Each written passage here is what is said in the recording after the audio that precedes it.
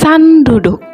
Sanduduk dalam bahasa Latin Melastoma malabatricum atau dalam bahasa Inggris wildberries atau dalam bahasa Indonesia disebut tumbuhan senggani. Tumbuhan senggani sebenarnya adalah sejenis rumput atau gulma yang sering tumbuh di ladang penduduk.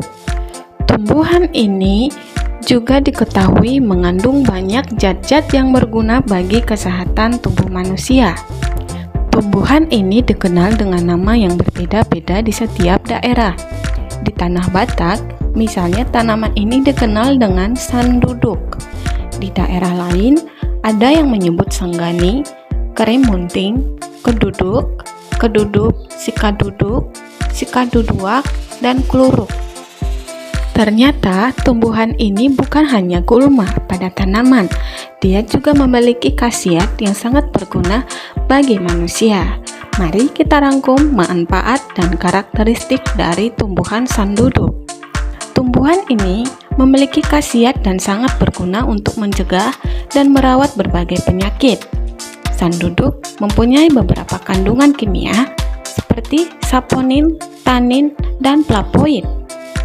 Nah, kandungan ini sangat berguna untuk mengobati hepatitis, diare, basiler, sariawan, dan penyakit lainnya. Karakteristik dari pohon sanduduk atau senggani berupa perdu atau pohon kecil. Senggani berdiri tegak setinggi 1,5 sampai 5 meter dengan percabangan simpodial. Daun sanduduk atau senggani daunnya tunggal bertangkai, letaknya berhadapan bersilang.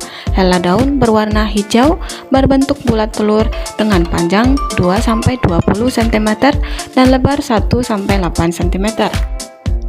Daun senggani atau sanduduk memiliki ujung dan pangkal daun runcing. Bagian tepi daun rata, permukaannya berambut pendek yang jarang dan kaku sehingga terasa kasar. Nah, begitulah kira-kira teman, ciri-ciri dan manfaat dari pohon sanduduk. Tanaman ini sangat bermanfaat bagi kita manusia. Apakah teman mengenal tanaman ini? Jika iya, like dan komen. Terima kasih sudah menonton.